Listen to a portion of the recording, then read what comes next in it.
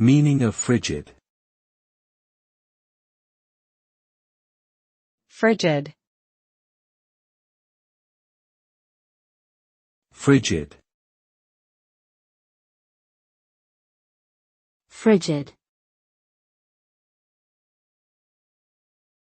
Frigid. The word frigid is an adjective that describes something or someone as being very cold, lacking emotion, or unresponsive. It can refer to a person's personality, behavior, or climate. When used to describe a person, it often means that they are distant or unapproachable, which can make it difficult to connect with them emotionally. As for the climate, a frigid temperature refers to a temperature that is below freezing.